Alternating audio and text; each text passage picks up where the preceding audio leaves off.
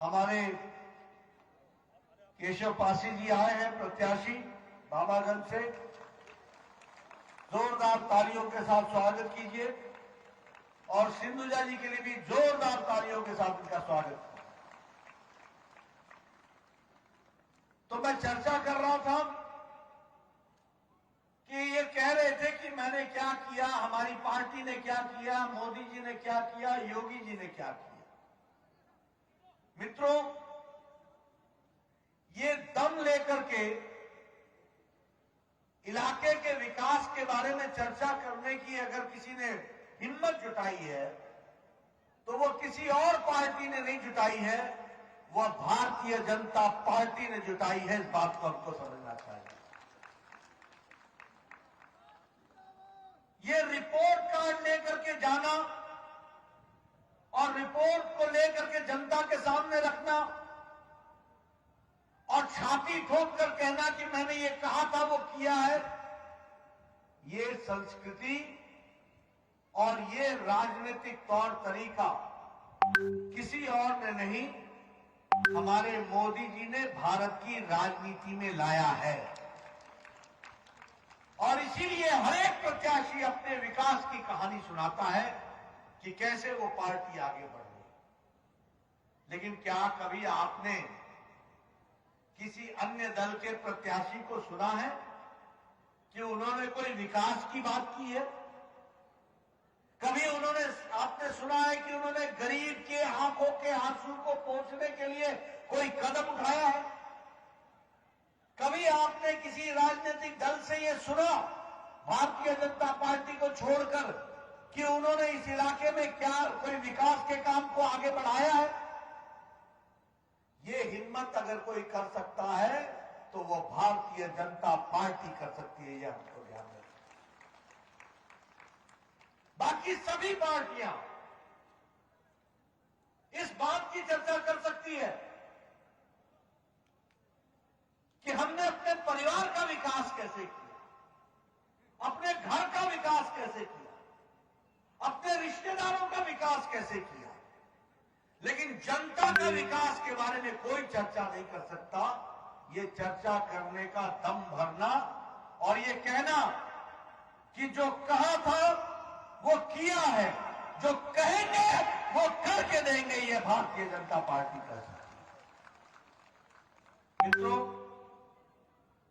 आपकी उंगली में बहुत बड़ी ताकत है और भारतीय जनता पार्टी विचारों की पार्टी है।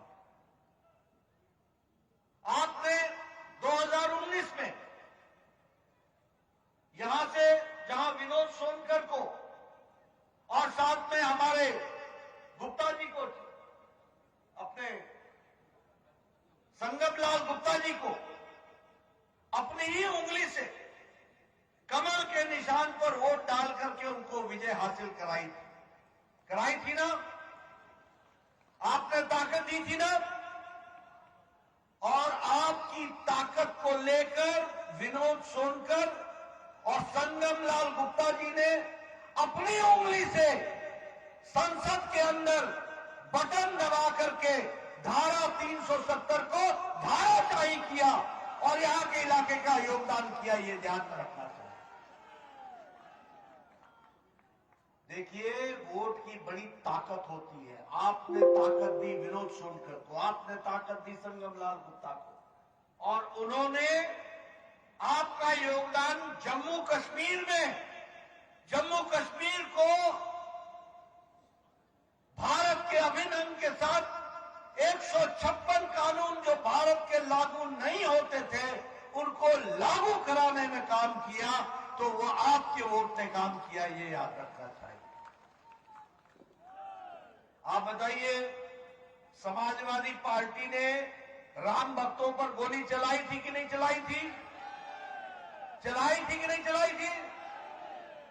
कांग्रेस पार्टी ने राम जन्मभूमि के विषय को लटकाया था कि नहीं? अटकाया था कि नहीं? भटकाया था कि नहीं? आज ये अलग बात है कि वो खुद लटके पड़े हैं, अटके पड़े हैं, भटके पड़े हैं। लेकिन आपने अगर अपनी उंगली से कमल के निशान कोर्ट दिया तो मोदी जी ने भी इस बात की चिंता की कि सुप्रीम कोर्ट में फैसला आया और लटका हुआ काम समाप्त हुआ और अब भव्य राम मंदिर बन रहा है। ये परिस्थिति लाकर के खड़ी की। मित्रों, आपको मालूम होगा कि सुप्रीम कोर्ट कहती थी कि 13वीं शताब्दी का काला कानून जो मुस्लिम महिलाओं के लिए दंश साबित हो रहा है, 3 तलाक, इसको समाप्त करना चाहिए। किसी में हिम्मत नहीं थी। लोग तुष्टीकरण की राजनीति में दबे हुए थे, किसी में ताकत नहीं थी। आपने फिर से विनोद सोनकर और संजम लाल गुप्ता को यहां से चुनाव जिताया और मोदी जी की इच्छा शक्ति पर पार्लियामेंट के अंदर उन्होंने पार्लियामेंट में बटन दबाकर 3 तलाक को सदा के लिए समाप्त करके मुस्लिम बहनों को आजाद करा दिया 13वीं शताब्दी के काले कानून से। यह काला कानून मुस्लिम देशों में नहीं था, यह अफगानिस्तान में नहीं था, यह पाकिस्तान में नहीं था, यह बांग्लादेश में नहीं था, यह ईरान में नहीं था, यह इराक में नहीं था। यह काला कानून 3 तलाक का मुस्लिम बहनों के लिए हमारे भारत में ही था और उसको समाप्त करके मुस्लिम बहनों को आजाद कराने का काम किया तो मोदी जी ने किया और आपने उनको ताकत दी, इसलिए हम कर पाए। इस बात को हमको समझना चाहिए। मित्रों, हमारी पार्टी गांव, गरीब, दलित, शोषित, पीड़ित, समाज के अंतिम पायदान पर खड़ा व्यक्ति, हमारी महिला शक्ति, हमारे युवा साथी, हमारे किसान भाई, इनको मुख्य धारा में लाने का काम कर रही है तो वो भारतीय जनता पार्टी मोदी जी के नेतृत्व में और योगी जी के नेतृत्व में कर रही है। और ये मैं कहने के लिए नहीं कह रहा हूं, भाषण देने के लिए नहीं कह रहा हूं। आप बताइए, कोरोना आया तो जो लोग जनधन खाते का मजाक उड़ाते थे, आप बताइए, हमारी बहनें बताएंगी, जब लॉकडाउन लगा तो मोदी जी ने अपने कोरोना के दौरान 20 करोड़ बहनों के खाते में 3 महीने के लिए 500-500 रुपए पहुंचाया था कि नहीं पहुंचाया था? पहुंचाया था कि नहीं पहुंचाया था? ये महिला सशक्तिकरण ये इसलिए किया गया था ताकि गरीब का चूल्हा जल सके, कोरोना में उनका जीवन यापन हो सके। और यही नहीं, बताइए, प्रधानमंत्री गरीब कल्याण अन्न योजना में राशन मिल रहा है कि नहीं मिल रहा है? चावल मिल रहा है कि नहीं मिल रहा है? गेहूं मिल रहा है कि नहीं मिल रहा है? और योगी जी का चना मिल रहा है कि नहीं मिल रहा है? नमक मिल रहा है कि नहीं मिल रहा है? और साथ में तेल मिल रहा है कि नहीं मिल रहा है? मित्रों, मोदी जी का अलग से राशन मिल रहा है, योगी जी का अलग से राशन मिल रहा है। ये डबल इंजन है, डबल इंजन, दुगना मिल रहा है। मित्रों, ये गरीब आदमी, वंचित, पीड़ित, शोषित, अभी तक 1,56,00,000 घर बने हैं, 1,56,00,000 घर। और कैसे घर बने? शौचालय अलग, रसोई घर अलग, रसोई घर में गैस का चूल्हा और सिलेंडर और रहने के लिए कमरा अलग, अहाता अलग, टेरेस अलग। और घर प्रधानमंत्री आवास योजना के तहत घर का मालिक नहीं होगा, मालिक मालकिन होगी, महिला सशक्तिकरण होगा। इस बात को ध्यान में रखना चाहिए। इस साल 80 लाख मकान बनेंगे और इसके लिए 48,000 करोड़ रुपए रखा गया है। 48,000 करोड़ रुपए। इस साल 3,82,00,000 लोगों के घरों में नल से स्वच्छ जल आएगा नल से स्वच्छ जल, और उसके लिए 60,000 करोड़ रुपए रखा है 1 साल के अंदर। आप बताइए, पिछले 5 सालों के अंदर 11 करोड़ शौचालय बने कि नहीं बने? बने कि नहीं बने? यानी 11 करोड़ महिलाओं के घर में इज्जत घर नहीं था, शौचालय नहीं था। उनको शौचालय देने का काम किया तो वो मोदी जी ने किया, और उसको धरती पर उतारा तो योगी जी ने उतारा। इस बात को हमको समझना चाहिए। उसी तरीके से 18,000 गांव थे जो बिजली के बगैर थे।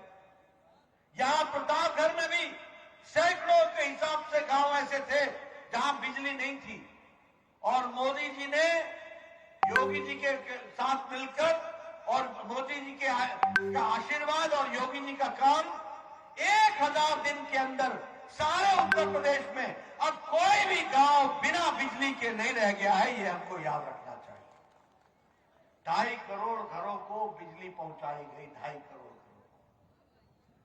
आयुष्मान भारत, यहां बैठे हमारे बराला जी दिल्ली दौड़े रहते थे।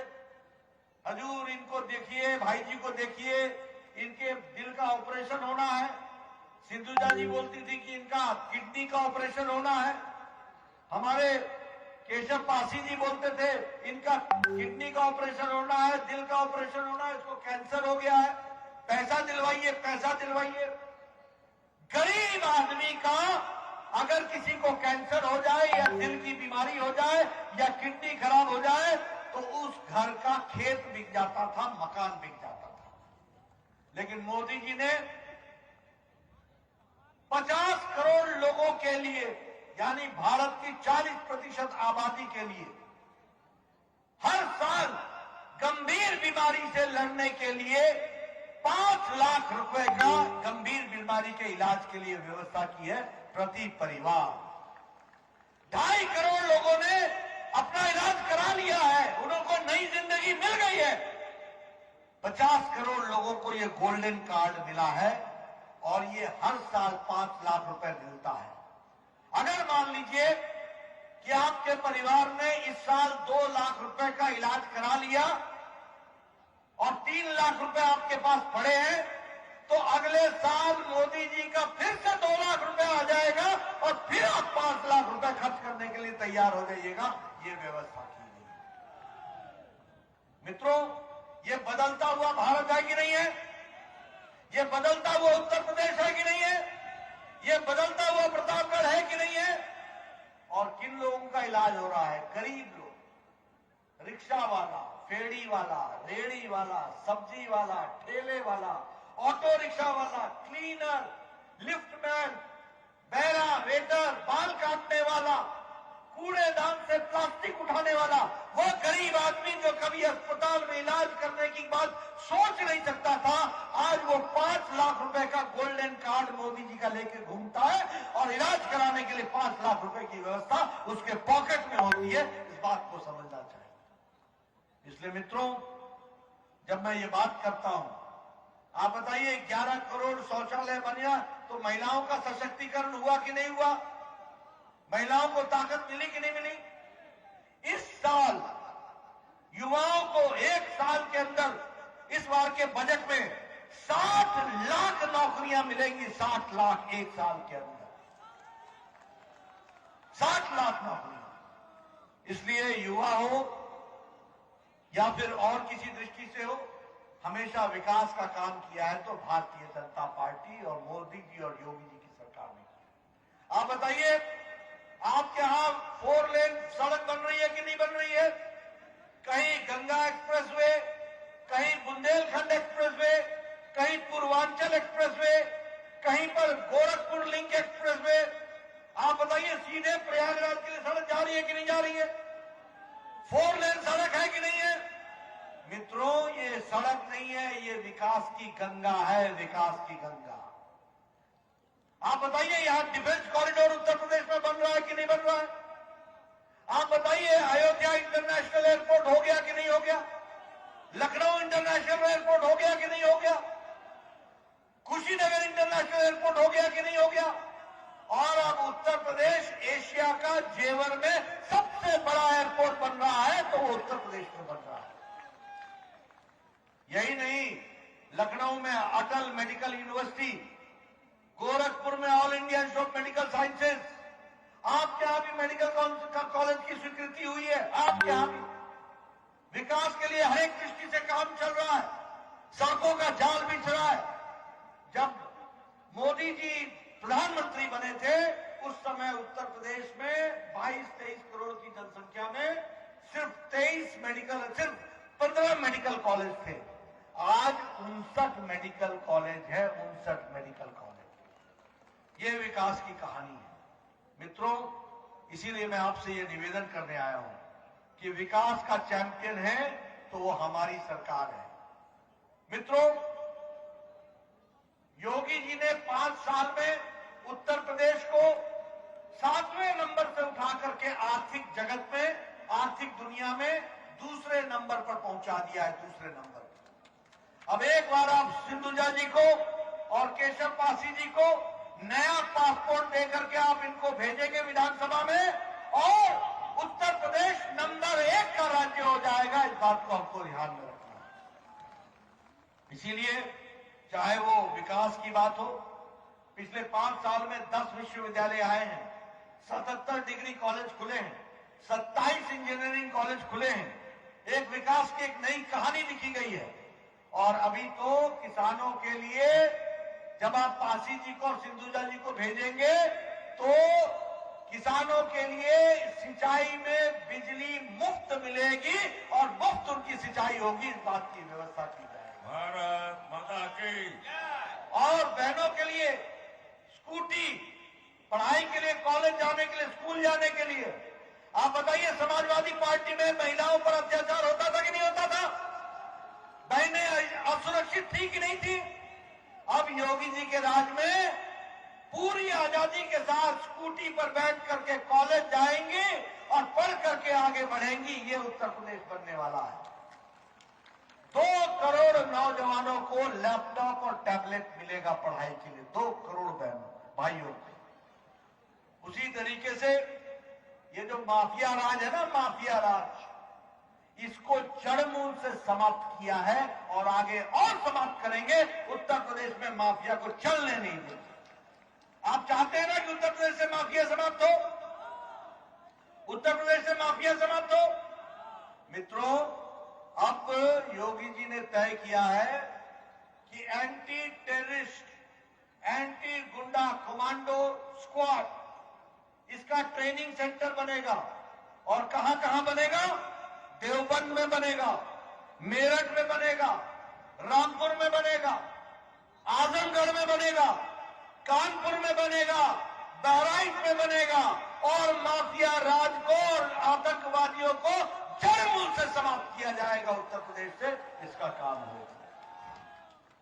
आज अखिलेश जी वोट मांग रहे हैं, कहते हैं कि हमको वोट दो, और आजकल वो विकास की बातें कर रहे हैं। अभी तक तो उन्होंने परिवार का ही विकास किया, अब उनको सुध आई कि उत्तर प्रदेश का विकास किया जाए। मित्रों, ये विकास नहीं करेंगे, ये विकास की जगह पर विनाश लाएंगे। याद रखना, विनाश लाएंगे।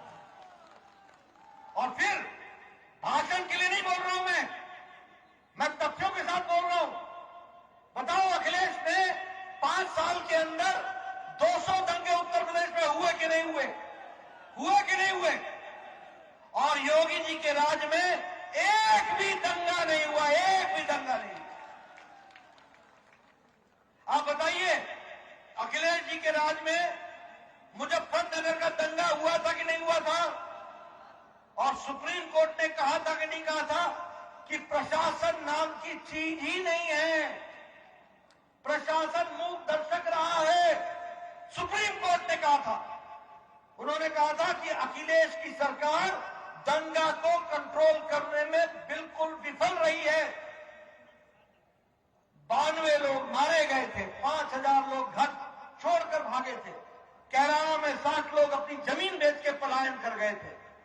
और योगी जी आए तो योगी जी के आने के बाद जब योगी जी ने सरकार संभाली तो उस समय से ये दंगा मुक्त प्रदेश बना और विकास की एक नई कहानी लिखी गई और जो मुंह तोड़ जवाब देना था वह भी जवाब दिया गया और कैराना के लोग फिर से आकर के बसे और 5,000 लोग जो पलायन कर गए थे वो वापस घरों में पहुंचे। इस बात को हमको याद रखना चाहिए।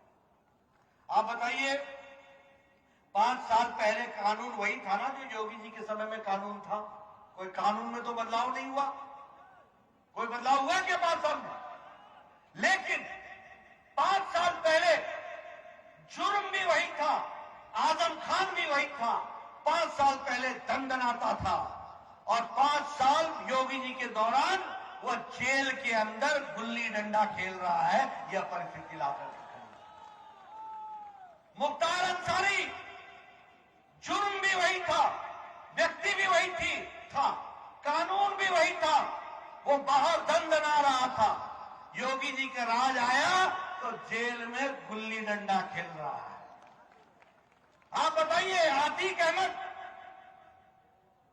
कानून भी वही था, जुर्म भी वही था। उस समय अखिलेश जी के राज में दंडनाता था। डीजीपी के हेडक्वार्टर, पुलिस हेडक्वार्टर के बगल में करोड़ों की जमीन दबा करके वहां मकान बना रहा था। योगी जी आए, आतिक अहमद जेल के अंदर, जमीन कब्जे में, बुलडोजर चला, अब पुलिस का भव्य भवन बन रहा है वहां पर। यह परिस्थिति आकर के खड़ी। बोलो, अखिलेश का राज चाहिए या योगी जी का राज चाहिए? योगी जी का राज चाहिए या अखिलेश का राज चाहिए? मित्रों, ये फर्क पड़ता है। आदमी वही था, कानून वही था, मुजरिम वही था।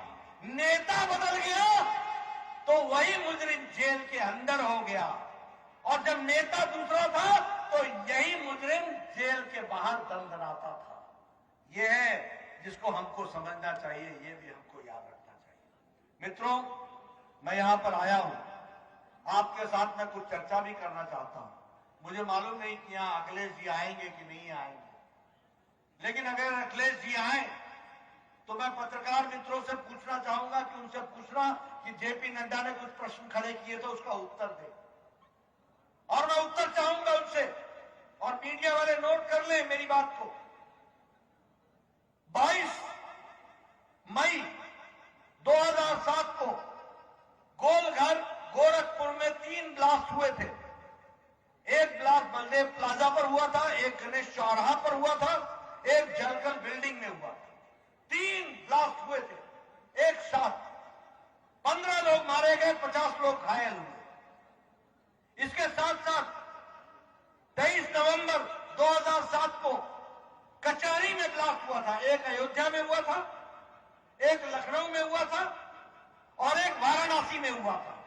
इसमें भी 25 लोग मारे गए थे। इंडियन मुजाहिदीन और हरकत उल इस्लाम जमायती, इन लोगों ने उसकी जिम्मेदारी ली थी और कहा था कि हम, इंडियन मुजाहिदीन ने कहा था कि जो दशा से घाट पर बम ब्लास्ट हुआ था, जो श्रमजीवी ट्रेन पर बम ब्लास्ट हुआ था, जो नई दिल्ली के सरोजनी नगर में, गोविंदपुरी में और पहाड़गंज में बम ब्लास्ट हुआ था, और जो मुंबई के लोकल ट्रेन में बम ब्लास्ट हुआ था, और जो संकट मोचन में बम ब्लास्ट हुआ था, ये सारे बम ब्लास्ट की जिम्मेवारी हम लेते हैं, यानी इंडियन मुजाहिदीन। और 2 लोग पकड़े गए थे। एक का नाम था हाकिम तारिक कासमी, जो आजमगढ़ का